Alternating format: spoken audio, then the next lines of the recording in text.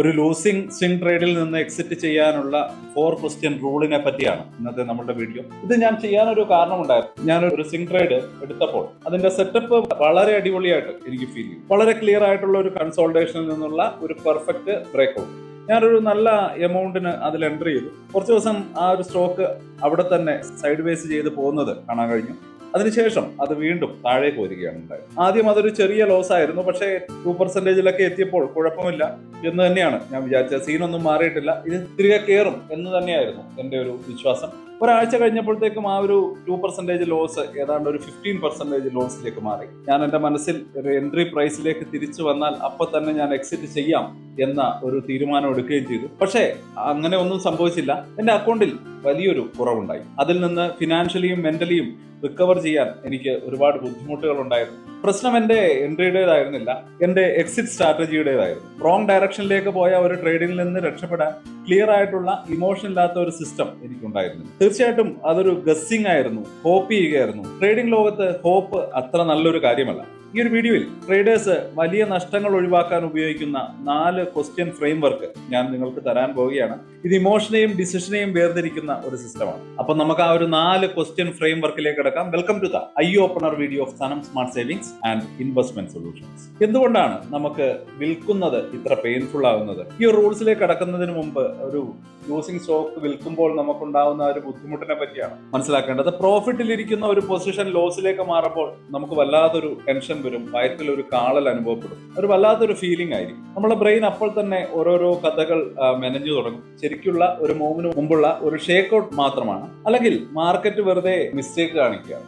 ഇതൊരു personal mistake അല്ല, നമ്മളുടെ ബ്രെയിൻ അങ്ങനെയാണ് വർക്ക് ചെയ്യുന്നത്. ഇതിനെ ഒരിക്കലും നമ്മളുടെ ഒരു മിസ്റ്റേക്ക് ആയിട്ട് ബ്രെയിൻ കണക്ക് കൂട്ടില്ല. ലോസ് അവേർഷൻ എന്ന് പറയുന്ന ആ ഒരു സ്റ്റേജിലൂടെയാണ് നമ്മൾ ആ സമയത്ത് കടന്നു പോയിക്കൊണ്ടിരിക്കുക. ഒരു പ്രോഫിറ്റ് കിട്ടുമ്പോഴുള്ള സന്തോഷത്തിന്റെ ഏകദേശം ഇരട്ടി പെയിനാണ് അത്രയും തന്നെ എമൗണ്ട് ലോസ് ആവുമ്പോൾ നമുക്ക് ഫീൽ ചെയ്യുന്നത്. അതായത് 1000 രൂപ പ്രോഫിറ്റ് കിട്ടുന്നതിനേക്കാൾ ഇരട്ടി വേദനയാണ് 1000 രൂപ ലോസ് ആവുമ്പോൾ ഉണ്ടാവുന്നത്. അത് നമുക്ക് പുതിയ നല്ല പൊട്ടൻഷ്യലുള്ള ഓപ്പർച്യൂണിറ്റികൾക്ക് വേണ്ടി ഉപയോഗിക്കാൻ പറ്റില്ല. സാധാരണ ആളുകൾ ഒരു സ്റ്റോക്ക് എന്ത് ചെയ്യണമെന്നറിയാതെ പുതിയ പുതിയ ഹോപ്പുകളുമായിട്ട് അവിടെ ഇങ്ങനെ കുടുങ്ങിക്കിടക്കും. പ്രൊഫഷണൽ ട്രേഡേഴ്സിന് ഒരു നല്ല സിസ്റ്റം ഉണ്ടാവും. ലോസിൽ നിന്ന് ക്യാപിറ്റലിനെ പ്രൊട്ടക്ട് ചെയ്യുന്നതാണ് ഈ കളിയുടെ ഏറ്റവും വലിയ ഇമ്പോർട്ടന്റ് ഭാഗം എന്ന് അവർക്ക് കൃത്യമായിട്ട് അറിയാം. നിങ്ങളുടെ പ്രോഫിറ്റ് ഒരുപക്ഷെ താനെ മാനേജ് ആയിക്കൊള്ളും, പക്ഷെ നിങ്ങളുടെ ലോസസിനെ നിങ്ങൾ വെറുതെ വിട്ടാൽ അത് നിങ്ങളെ കളിയിൽ നിന്ന് തന്നെ പുറത്താക്കും. ഇപ്പൊ നമുക്ക് പ്രോബ്ലം ഏതാണ്ട് ഏറെക്കുറെ മനസ്സിലായി കഴിഞ്ഞു. ഇനി നമുക്ക് ചെയ്യാൻ പറ്റുന്ന സൊല്യൂഷനെ പറ്റി മനസ്സിലാക്കാം. ഈ ഫ്രെയിംവർക്ക് സിമ്പിൾ ഒബ്ജക്റ്റീവ് ആയിട്ടുള്ള ഒരു ചെക്ക് ലിസ്റ്റ് ആണ്. ഒരു സ്വിംഗ് ട്രേഡർ ലോസിലേക്ക് പോകുമ്പോൾ നിങ്ങൾ ഈ 4 ചോദ്യങ്ങൾ എടുത്ത് ഒരു ദാക്ഷിണ്യവുമില്ലാതെ സത്യസന്ധമായിട്ട് ആൻസർ ചെയ്യണം. ഇതൊരു യെസ് ഓർ നോ സിസ്റ്റമാണ്. നിങ്ങളെ ഇത് റിയാലിറ്റി ഫേസ് ചെയ്യാൻ നിർബന്ധിക്കും. ഒന്നാമത്തെ ക്വസ്റ്റ്യൻ, ഈ സ്റ്റോക്ക് വാങ്ങാനുള്ള എന്റെ ഒറിജിനൽ റീസൺ ഇപ്പോഴും നിലനിൽക്കുന്നുണ്ടോ, അല്ലെങ്കിൽ ആ ഒരു റീസൺ ഇല്ലാതായോ? ഇതാണ് ഏറ്റവും ഇമ്പോർട്ടന്റ് ആയിട്ടുള്ള ആ ഒരു ക്വസ്റ്റ്യൻ. ഓരോ ട്രേഡും ക്ലിയർ ആയ ഒരു തീസിസോടെ വേണം തുടങ്ങാൻ. എന്തിനാണ് നിങ്ങൾ ആ ഒരു ബൈ ബട്ടൺ ക്ലിക്ക് ചെയ്തത് എന്ന് നിങ്ങൾക്ക് അറിഞ്ഞിരിക്കും. ഒരുപക്ഷെ അത് ഇമ്പോർട്ടന്റ് റെസിസ്റ്റൻസ് ലൈനിന് മുകളിലേക്കുള്ള ഒരു ടെക്നിക്കൽ ബ്രേക്ക്ഔട്ട് ആയിരിക്കാം, അല്ലെങ്കിൽ ഒരു വലിയ റാലി സ്റ്റാർട്ട് ചെയ്യുമെന്ന് നിങ്ങൾ വിചാരിച്ച ഒരു ഏർണിംഗ് റിപ്പോർട്ട് ആയിരിക്കാം. അതും അല്ലെങ്കിൽ ഒരു 200 ഡേ മൂവിംഗ് ആവറേജ് പോലെയുള്ള ഒരു കീ സപ്പോർട്ട് ലെവലിൽ നിന്ന് വാങ്ങുന്ന ഒരു സ്ട്രാറ്റജി ആയിരിക്കും. നിങ്ങളുടെ തീസിസ് ആണ് നിങ്ങളുടെ വൈ എന്ന ചോദ്യത്തിന്റെ ഉത്തരം നൽകുന്നത്. ഈ ചോദ്യം നിങ്ങൾക്ക് റീചെക്ക് ചെയ്യാൻ നിങ്ങളെ പ്രേരിപ്പിക്കും. നിങ്ങളൊരു സ്റ്റോക്ക് 100 രൂപയ്ക്ക് മുകളിൽ നല്ല വോളിയം ബ്രേക്കൗട്ട് കാണുമ്പോൾ വാങ്ങി എന്ന് വെക്കുക. ഇപ്പോൾ ആ സ്റ്റോക്ക് 95 രൂപയിലാണ് ട്രേഡ് ചെയ്യുന്നത്. മുമ്പ് നിങ്ങൾ വാങ്ങുമ്പോൾ ഉണ്ടായിരുന്ന ആ ഒരു തീസിസ് ഇപ്പോൾ വാലിഡ് ആണോ എന്ന് നിങ്ങൾക്ക് റീചെക്ക് ചെയ്യാം. അല്ല, ബ്രേക്കൗട്ട് ഫെയിലായി, പ്രൈസ് നിങ്ങൾ വാച്ച് ചെയ്തിരുന്ന ആ ഒരു ക്രിട്ടിക്കൽ ലെവലിന് താഴെ തിരിച്ചെത്തി, നിങ്ങൾ ട്രേഡിൽ എൻട്രി ചെയ്യാനുള്ള ആ ഒരു കാരണം തന്നെ ഇല്ലാതായി എന്നൊരു സത്യം നിങ്ങൾ മനസ്സിലാക്കേണ്ടതുണ്ട്. നിങ്ങളുടെ തീസിസ് ഒരു നല്ല ഏർണിംഗ് റിപ്പോർട്ട് പോലെയുള്ള ഒരു ഫണ്ടമെന്റൽ കാര്യവുമായിട്ട് ബന്ധപ്പെട്ടതാണെങ്കിലോ, അതായത് പ്രൈസ് ആക്ഷൻ നിങ്ങളുടെ തീസിസിനെ സപ്പോർട്ട് ചെയ്യുന്നുണ്ടോ എന്ന് നിങ്ങൾ ചോദിക്കണം.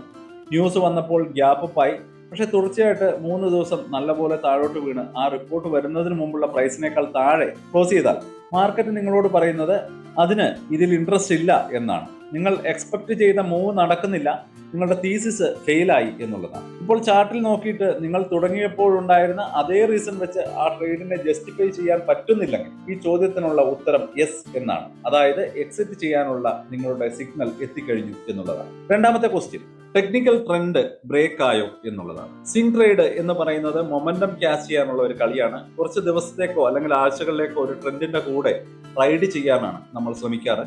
അതുകൊണ്ട് ആ ഒരു ട്രെൻഡിന്റെ ഹെൽത്ത് വളരെ ഇമ്പോർട്ടന്റ് ആണ്. ഈ ചോദ്യം നിങ്ങളുടെ ഇമോഷൻസിനെ മാറ്റി നിർത്തി ചാർട്ടിന്റെ ഒബ്ജക്റ്റീവ് സ്ട്രക്ചറിലേക്ക് മാത്രം നോക്കാൻ നിങ്ങളെ നിർബന്ധിക്കും. നിങ്ങൾ എങ്ങനെയാണ് ഒരു ട്രെൻഡിനെ ഡിഫൈൻ ചെയ്യുന്നത്? നിങ്ങൾക്ക് സിമ്പിൾ ആയിട്ടുള്ള ടൂൾസ് ഉപയോഗിക്കാം, ഇൻഡിക്കേറ്ററുകൾ ഉപയോഗിക്കാം. മൂവിംഗ് ആവറേജസ് ഒക്കെ അതിലൊന്നാണ്. പല സ്വിംഗ് ട്രേഡേഴ്സും 10 ഡേ 21 ഡേ അല്ലെങ്കിൽ 50 ഡേ മൂവിംഗ് ആവറേജസ് ഒക്കെ ഒരു ഗൈഡായിട്ട് ഉപയോഗിക്കാറുണ്ട്. ഒരു എക്സാമ്പിളിന് വേണ്ടി ഒരു സിമ്പിൾ റൂൾ വേണമെങ്കിൽ നമുക്ക് ഇങ്ങനെ കണക്കാക്കാം. സ്റ്റോക്ക് 50 ഡേ മൂവിംഗ് ആവറേജിന് താഴെ ക്ലോസ് ചെയ്താൽ ട്രെൻഡ് ബ്രേക്കായി ഞാൻ സെല് ചെയ്യും. ഇതിലൊരു ഡൗട്ടും ഇല്ല, ഇതിലൊരു തർക്കവുമില്ല. ഇത് നിങ്ങൾ ഫോളോ ചെയ്യുന്ന ഒരു റൂളാണ്. മറ്റൊരു വഴി മാർക്കറ്റ് സ്ട്രക്ചർ നോക്കുക എന്നുള്ളതാണ്. അതായത് ഹയർ ഹൈസ് ഹയർ ലോസിന്റെ പാറ്റേൺ നോക്കുക. സ്റ്റോക്ക് ഇപ്പോഴും ഹയർ ഹൈയും ഹയർ ലോസും ഉണ്ടാക്കുന്നുണ്ടോ എന്നുള്ളതാണ് നിങ്ങൾ ചെക്ക് ചെയ്യേണ്ടത്. എപ്പോഴാണോ അതൊരു ലോവർ ലോ ഉണ്ടാക്കുന്നത്, അതായത് തൊട്ട് മുമ്പത്തെ ലോയുടെ താഴെ പോകുന്നത് എപ്പോഴാണ് എന്ന് നമ്മൾ കൺഫേം ചെയ്യണം. ആ ഒരു നിമിഷം അപ്പറിന്റെ ഒഫീഷ്യലായിട്ട് ഡേഞ്ചറിൽ എത്തി എന്ന് നമുക്ക് മനസ്സിലാക്കാൻ കഴിയും. അപ്പോൾ അതും നമുക്കൊരു എക്സിറ്റ് പോയിന്റ് ആയിട്ട് നമുക്ക് മുമ്പിലേക്ക് എത്തുകയാണ്. ഉദാഹരണത്തിന് നല്ല സ്മൂത്ത് ആയിട്ടുള്ള അപ്ട്രെൻഡിലുള്ള ഒരു സ്റ്റോക്ക് നിങ്ങൾ വാങ്ങി എന്ന് കരുതുക. അതിന്റെ 20 ഡേ മൂവിംഗ് ആവറേജിൽ നിന്ന് ബൗൺസ് ചെയ്ത് മുകളിലേക്ക് പോയിക്കൊണ്ടിരിക്കുകയാണ്. ഇപ്പോൾ നിങ്ങളുടെ എൻട്രിയിൽ നിന്ന് ഏതാണ്ട് 5% താഴെയാണ് സ്റ്റോക്ക് ഉള്ളത്. അത് ആ ഒരു 20 ഡേ മൂവിംഗ് ആവറേജിനെ കട്ട് ചെയ്ത് താഴെ എത്തി ക്ലോസ് ചെയ്യും. ഇപ്പോൾ നിങ്ങളുടെ അഭിപ്രായം എന്താണ്? ട്രെൻഡ് ബ്രേക്ക് ആയോ? നിങ്ങളുടെ സിസ്റ്റം അനുസരിച്ച് യെസ്, അത് ട്രെൻഡ് ബ്രേക്ക് ആയി എന്നുള്ളതാണ് നമുക്ക് മനസ്സിലാക്കാൻ കഴിയുന്നത്. നാളെ അത് തിരിച്ചു കയറുമെന്ന് നിങ്ങൾ ഹോപ്പ് ചെയ്യുന്നതിൽ ഒരു കാര്യവുമില്ല. The rule triggered. നിങ്ങളുടെ ഒപ്പീനിയനെ ഇക്വേഷനിൽ നിന്ന് പുറത്താക്കി പ്രൈസ് എന്ത് ചെയ്യുന്നു അതിനെ റെസ്പെക്ട് ചെയ്യാൻ നിങ്ങൾ പഠിക്കുക. അപ്പോൾ നമ്മുടെ ഈ ഒരു ഫ്രെയിം വർക്ക് നിങ്ങളുടെ ട്രേഡുകൾ കൂടുതൽ കൃത്യമായിട്ട് എക്സിറ്റ് ചെയ്യാനോ അല്ലെന്നുണ്ടെങ്കിൽ സേഫ് ആക്കാനോ ഉള്ള ഒരു മാർഗമായിട്ട് നിങ്ങൾക്ക് തോന്നുന്നുണ്ടെങ്കിൽ ആ ഒരു സബ്സ്ക്രൈബ് ബട്ടൺ ഒന്ന് പ്രസ് ചെയ്തേക്കാം. എല്ലാ ആഴ്ചയും നമ്മൾ പ്രൊഫഷണൽ ട്രേഡേഴ്സിന്റെ ഹാബിറ്റ്സിനെയും റിസ്കുകൾ മാനേജ് ചെയ്യുന്നതിനെ കുറിച്ചുമൊക്കെ ഇതുപോലെ വളരെ ഹെൽപ്ഫുൾ ആയിട്ടുള്ള സൈക്കോളജിക്കൽ വീഡിയോസ് അപ്ലോഡ് ചെയ്യുന്നതാണ്. ശരിക്കും വിജയിക്കാൻ വേണ്ട ഡിസിപ്ലിൻ ഡെവലപ്പ് ചെയ്യാൻ നിങ്ങളെ ഹെൽപ്പ് ചെയ്യുന്ന ഒരുപാട് വീഡിയോകൾ അപ്ലോഡ് ചെയ്യുന്നുണ്ട്. അപ്പോൾ തീർച്ചയായിട്ടും ആ വീഡിയോകൾ മിസ്സാവാതെ നിങ്ങളിലേക്ക് എത്തുന്നതാണ്. അപ്പോൾ ഇനി നമുക്ക് മൂന്നാമത്തെ ക്വസ്റ്റ്യനിലേക്ക് കിടക്കാം. ഇപ്പോൾ നമ്മുടെ സ്റ്റോക്കിൽ ഒരു ഹെവി സെല്ലിംഗ് ആണോ അതോ ബൈയിങ് ഇൻട്രസ്റ്റ് തീരെ ഇല്ലാത്ത ഒരു അവസ്ഥയാണോ? വോളിയമാണ് മാർക്കറ്റ് ടാങ്കിലെ ഫ്യൂവൽ. അതൊരു മൂവിന് പിന്നിലുള്ള കൺവിക്ഷനും സ്ട്രെങ്തും നമുക്ക് കാണിച്ചു തരും. ഈ ചോദ്യം നിങ്ങളെ റിസർച്ച് ചെയ്യുന്ന ഒരു ഡിറ്റക്റ്റീവായി മാറ്റും.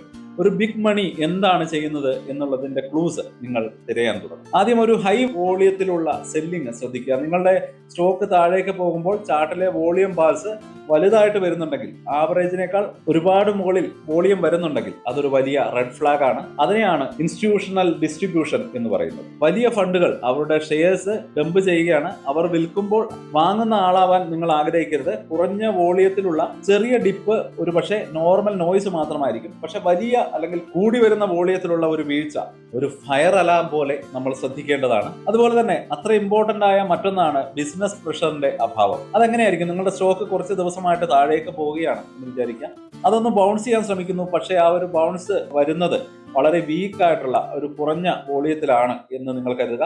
സ്റ്റോക്ക് 1-2 ദിവസം വലിയ പ്രോഗ്രസ് ഒന്നുമില്ലാതെ മുകളിലേക്ക് ഇഴഞ്ഞു നീങ്ങും, എന്നിട്ട് വീണ്ടും താഴേക്ക് വിടാൻ തുടങ്ങും. ഇതൊരു എക്സോഷന്റെ ലക്ഷണമാണ്. പ്രൈസിനെ ഡിഫെൻഡ് ചെയ്യാൻ ബയേഴ്സ് അവിടെ ഇല്ല. അപ്പോൾ the path of least resistance താഴേക്കാണ്. അതായത് മുകളിലേക്ക് പോകുന്നതിനേക്കാൾ കൂടുതൽ എളുപ്പം താഴേക്ക് വരാനാണ്. അപ്പോൾ തീർച്ചയായിട്ടും സ്റ്റോക്ക് താഴേക്ക് വരാനുള്ള ഒരു ടെൻഡൻസി തുടങ്ങി എന്ന് നമ്മൾ മനസ്സിലാക്കേണ്ടതുണ്ട്. തീർച്ചയായിട്ടും അത്തരത്തിലുള്ള ഒരു സാഹചര്യത്തിൽ ഒരു ഫാളിംഗ് നൈഫ് പിടിക്കുന്നതിന് പകരം തീർച്ചയായിട്ടും നമ്മൾ അവിടെ നിന്ന് എക്സിറ്റ് ആവുക എന്നുള്ളതാണ് ഏറ്റവും ബുദ്ധിപരമായിട്ടുള്ള കാര്യം. അപ്പോൾ നമ്മൾ ഹെവി സെല്ലിംഗ് ആണോ അല്ലെങ്കിൽ ബയേഴ്സിന്റെ ഇൻട്രസ്റ്റ് ഇല്ലാതായോ എന്ന ചോദ്യത്തിന് ഉത്തരം കൊടുക്കുമ്പോൾ നിങ്ങൾ പ്രൈസിനപ്പുറം അതിന് പിന്നിലുള്ള എനർജി കാണാൻ തുടങ്ങും. വലിയ വോളിയത്തിൽ പ്രൈസ് താഴുകയാണെങ്കിൽ അല്ലെങ്കിൽ മുകളിലോട്ടുള്ള എല്ലാ ശ്രമങ്ങളും ഫെയിൽ ആവുകയാണെങ്കിൽ സെല്ലേഴ്സിനാണ് കൺട്രോൾ ഉള്ളത്. അവരുടെ വഴിയിൽ നിന്ന് തീർച്ചയായിട്ടും നമ്മൾ എക്സിറ്റ് ചെയ്യേണ്ട സമയമായി കഴിഞ്ഞു. ഇനി നാലാമത്തെ ക്വസ്റ്റ്യൻ, അഥവാ ഈ സ്റ്റോക്ക് ഞാൻ അക്യുമുലേറ്റ് ചെയ്തിട്ടുണ്ടായിരുന്നില്ല, എൻ്റെ കയ്യിൽ ഈ സ്റ്റോക്ക് ഇല്ലായിരുന്നു എങ്കിൽ ഈ ടൈമിൽ ഞാൻ ഈ സ്റ്റോക്ക് വാങ്ങുമായിരുന്നു. അതാണ് വളരെ ഇമ്പോർട്ടൻ്റ് ആയിട്ടുള്ള നമ്മളുടെ നാലാമത്തെ ക്വസ്റ്റ്യൻ. നിങ്ങളുടെ ഇമോഷൻ ബയാസിനെ ഇല്ലാതാക്കാൻ ഡിസൈൻ ചെയ്താണിത്. ഒരു ഫെയിൽഡ് പ്രോജക്റ്റിൽ നമ്മൾ നമ്മുടെ മണി അല്ലെങ്കിൽ ടൈം അല്ലെങ്കിൽ ഈഗോ ഇൻവെസ്റ്റ് ചെയ്തു എന്ന ഒറ്റ കാരണം കൊണ്ട് അതിൽ കടിച്ചു തൂങ്ങിക്കിടക്കാനുള്ള നമ്മുടെ ഒരു ടെൻഡൻസിയാണ്. ഇതിന് ആൻസർ ചെയ്യാൻ നിങ്ങൾ മെന്റലി നിങ്ങളുടെ പൊസിഷനെ ഇല്ലാതാക്കണം. അത് നിങ്ങളുടെ കയ്യിലില്ല എന്ന് നിങ്ങൾ ആദ്യം വിചാരിക്കണം. നമ്മുടെ സ്ലേറ്റ് ക്ലീൻ ആക്കി വെക്കുക. ഇനി പുതിയ ഓപ്പർച്യൂണിറ്റീസിന് വേണ്ടി സെർച്ച് ചെയ്യുന്നത് പോലെ ആ ചാർട്ടിലേക്ക് നമ്മൾ നോക്കുക. ഇപ്പോൾ ഈ പ്രൈസിൽ വാങ്ങാൻ പറ്റിയ ഒരു കിടിലൻ സെറ്റപ്പ് ആയിട്ട് ഇതിനെ നിങ്ങൾക്ക് തോന്നുന്നു? പുതിയ ക്യാഷ് ഇൻവെസ്റ്റ് ചെയ്യാൻ നിങ്ങളെ എക്സൈറ്റ് ചെയ്യിപ്പിക്കുന്ന ഒരു ചാർട്ടാണോ ഇത്? നമുക്ക് റിയലിസ്റ്റിക് ആയിട്ട് ചിന്തിക്കാം. 10% ലോസിലുള്ള ഒരു ട്രെൻഡ് ബ്രേക്കായി ഹെവി സെല്ലിംഗ് നടക്കുന്ന ഒരു സ്റ്റോക്ക് നിങ്ങളുടെ കയ്യിലുണ്ടെങ്കിൽ നിങ്ങൾ എപ്പോഴെങ്കിലും ആ ചാർട്ടിലേക്ക് നോക്കിയിട്ട് ഒരു പുതിയ പൊസിഷൻ തുടങ്ങാൻ എന്തൊരു അടിപൊളി ഓപ്പർച്യൂണിറ്റി വന്നിരിക്കുന്ന സമയമാണ്, അങ്ങനെ നിങ്ങൾ ഒരിക്കലും പറയില്ലല്ലോ. നിങ്ങൾ ഒരു സെക്കൻഡ് കൊണ്ട് അത് സ്കിപ്പ് ചെയ്ത് ശരിക്കും നല്ല സെറ്റപ്പ് ഉള്ള വേറൊരു സിസ്റ്റത്തിന് വേണ്ടി ചെക്ക് ചെയ്യും. അപ്പോൾ ഉത്തരം ക്ലിയർ ആണ്. ഇവിടെ നമ്മൾ നോ എന്ന് മാത്രമേ പറയുകയുള്ളൂ. അപ്പോൾ പിന്നെ എന്തിനാണ് നിങ്ങൾ ഇപ്പോഴും ആ ഒരു സ്റ്റോക്ക് ഹോൾഡ് ചെയ്യുന്നത്? അപ്പോൾ നിങ്ങൾ നിങ്ങളുടെ ഒറിജിനൽ എൻട്രി പ്രൈസിൽ ഇമോഷണലി അറ്റാച്ച്ഡ് ആണ് എന്നുള്ളതാണ് അതിന്റെ. നിങ്ങളുടെ തീരുമാനം ശരിയായിരുന്നു എന്ന് പ്രൂവ് ചെയ്യാൻ നിങ്ങൾ ആഗ്രഹിക്കുന്നു. ആ ഒരു ഈഗോ മാത്രമാണ് നിങ്ങളെ ഇനിയും ഹോൾഡ് ചെയ്യാൻ നിർബന്ധിക്കുന്നത്. ഈ സ്റ്റോക്ക് ഇന്ന് വാങ്ങാൻ കൊള്ളില്ലെങ്കിൽ അത് വിൽക്കാനുള്ളതാണ്.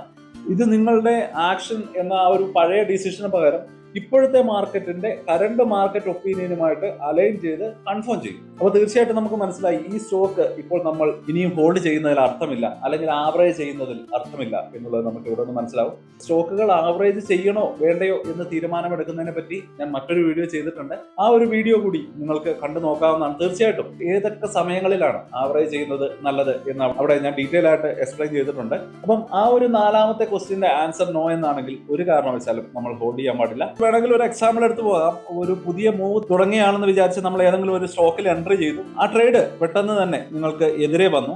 ഒന്നാമതായിട്ട് നമുക്ക് തീസിസ് ഫെയിൽ ആയോ എന്ന് നമുക്ക് ക്രോസ് ചെക്ക് ചെയ്യാം. ബ്രേക്ക്ഔട്ട് ഉടനെ ഫെയിലായി, പ്രൈസ് അതിന്റെ പഴയ റേഞ്ചിലേക്ക് ഇടിഞ്ഞു. അങ്ങനെയാണെങ്കിൽ ആ ഒരു തീസിസ് ഫെയിലായി എന്ന് നമുക്ക് അവിടെ കൺഫേം ചെയ്യാം.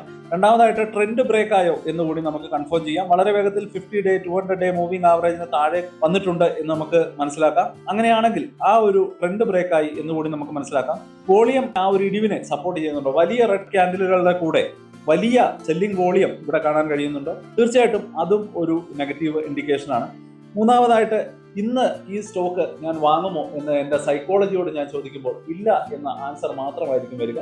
അപ്പോൾ തീർച്ചയായിട്ടും ഇത് നമുക്ക് ഹോൾഡ് ചെയ്യാൻ പറ്റിയ ഒരു സ്റ്റോക്ക് അല്ല, അല്ലെങ്കിൽ നമുക്ക് എക്സിറ്റ് ചെയ്യാനുള്ള സിഗ്നൽ വന്നു കഴിഞ്ഞു എന്നുള്ളതാണ്. ഈ 4 ചോദ്യങ്ങൾക്ക് ആൻസർ കൃത്യമായിട്ട് ചെയ്യാൻ പറ്റുകയാണെങ്കിൽ ചെറുതായിട്ട് മാനേജ് ചെയ്യാമായിരുന്ന ലോസുകൾ ഒരുപാട് നമുക്ക് മുമ്പ് തന്നെ എക്സിറ്റ് ചെയ്യാൻ കഴിയുമായിരുന്നു എന്ന് നിങ്ങൾക്ക് ഇവിടെ മനസ്സിലാക്കാൻ കഴിയും. വലിയൊരു വീഴ്ചയിൽ നിന്ന് അത് നിങ്ങളെ സുരക്ഷിതരാക്കും. ഇത്രയുമാണ് ഈ വീഡിയോയിൽ നമ്മൾ ഇൻക്ലൂഡ് ചെയ്തിട്ടുള്ളത്. ഇനി നമുക്കൊരു കൺക്ലൂഷനിലേക്ക് കിടക്കാം. നല്ല ഒരു സിസ്റ്റം കയ്യിലുണ്ടെങ്കിൽ നിങ്ങളുടെ സ്വന്തം ഇമോഷണൽ റോളർ കോസ്റ്ററിൽ നിന്ന് നിങ്ങൾക്ക് രക്ഷപ്പെടാൻ കഴിയും. ഒരു ലൂസിംഗ് ട്രേഡ് നിങ്ങളുടെ ഇന്റലിജൻസിന്റെയോ അല്ലെങ്കിൽ വെർത്തിന്റെയോ ഒരു അളവല്ല. ഇത് ബിസിനസ് ചെയ്യുന്ന ഒരു കോസ്റ്റ് മാത്രമാണ്. പക്ഷെ നിങ്ങൾ ആ ഒരു ലോസ് എങ്ങനെ മാനേജ് ചെയ്യുന്നു എന്നുള്ളതാണ്. നിങ്ങളുടെ മുഴുവൻ ട്രേഡിംഗ് കരിയറിനെയും ഡിഫൈൻ ചെയ്യുന്നത് അത് തന്നെയാണ്. മുമ്പ് പറഞ്ഞ ആ ഒരു 4 ക്വസ്റ്റ്യൻ റൂൾ നമ്മൾ കൃത്യമായിട്ട് പാലിക്കുകയാണെങ്കിൽ തീർച്ചയായിട്ടും നമുക്ക് നല്ല രീതിയിലുള്ള ഒരു ട്രേഡിംഗ് ഡിസിഷൻ എടുക്കാൻ കഴിയും. ആദ്യത്തെ 3 ഒന്നിനെങ്കിലും യെസ് എന്ന ആൻസർ കിട്ടുകയാണോ, അല്ലെങ്കിൽ അവസാനത്തേതിന് നോ എന്നാണ് ഉത്തരം കിട്ടുന്നതെങ്കിൽ നിങ്ങൾക്ക് നിങ്ങളുടെ സിഗ്നൽ കിട്ടി. അതൊരു സജഷൻ അല്ല, നിങ്ങളുടെ റൂൾ ഒരു ലൂസിംഗ് ട്രേഡിന്റെ ഇമോഷണൽ സ്റ്റോം ആണ്. അതിൽ നിന്ന് പുറത്തു കിടക്കേണ്ട സമയം അതിക്രമിച്ചിരിക്കുന്നു എന്ന് മാത്രമാണ്. അപ്പോൾ ഈ ഫ്രെയിം വർക്ക് ഹെൽപ്ഫുൾ ആയിരുന്നെങ്കിൽ പ്രൊഫഷണൽ ട്രേഡേഴ്സിന്റെ ഹാബിറ്റ്സിനെ കുറിച്ചുള്ള കൂടുതൽ വീഡിയോകൾക്കായിട്ട് ചാനൽ സബ്സ്ക്രൈബ് ചെയ്തേക്കുക. അപ്പോൾ ഒരു ലോസ് അക്സെപ്റ്റ് ചെയ്ത് വിൽക്കാൻ നിങ്ങൾക്ക് ഏറ്റവും ബുദ്ധിമുട്ടുള്ള കാര്യം എന്താണ്? തെറ്റ് പറ്റുമോ എന്നുള്ള പേടിയാണോ, അതോ അത് തിരിച്ചു കയറും എന്നുള്ള ഹോപ്പാണോ? അപ്പോൾ ഞാൻ നിങ്ങളുടെ എല്ലാ കമന്റ്സും വായിക്കാറുണ്ട്, കൃത്യമായിട്ട് മറുപടി തരാനും ശ്രമിക്കുന്നുണ്ട്. നിങ്ങളുടെ സ്റ്റോറി കൂടി കേൾക്കാൻ എനിക്ക് താല്പര്യമുണ്ട്. തീർച്ചയായിട്ടും ആ കമന്റുകളായിട്ട് അറിയിക്കുക. പുതിയൊരു വീഡിയോ ആയിട്ട് ഉടനെ വരാം. അതുവരേക്കും ഹാപ്പി ഇൻവെസ്റ്റ്. സ്റ്റോക്ക് മാർക്കറ്റിലെ ന്യൂസുകളെയും അതുപോലെ തന്നെ അപ്ഡേറ്റുകളെയും ഉൾക്കൊള്ളിച്ചുകൊണ്ടുള്ള ഒരു ഫേസ്ബുക്ക് ഗ്രൂപ്പ് നമുക്കുണ്ട്. ആ ഒരു ഗ്രൂപ്പിന്റെ ലിങ്ക് ഈ വീഡിയോയുടെ ഡിസ്ക്രിപ്ഷനിൽ കൊടുക്കുന്നുണ്ട്. താല്പര്യമുള്ളവർക്ക് ആ ലിങ്കിൽ ക്ലിക്ക് ചെയ്തുകൊണ്ട് ഗ്രൂപ്പിൽ ജോയിൻ ചെയ്യാം. ഏറ്റവും ലേറ്റസ്റ്റ് ആയിട്ടുള്ള ന്യൂസുകൾ നമ്മൾ അതിൽ അപ്ഡേറ്റ് ചെയ്യുന്നുണ്ട്. വളരെ ഇൻഫോർമേറ്റീവ് ആയിരിക്കും. അപ്പോൾ ഇത്രയുമാണ് ഇന്നത്തെ വീഡിയോയിൽ ഉൾപ്പെടുത്തിയിരിക്കുന്നത്. പുതിയ ന്യൂസുകളുമായിട്ട് നാളെ വീണ്ടും വരാം. ബൈ.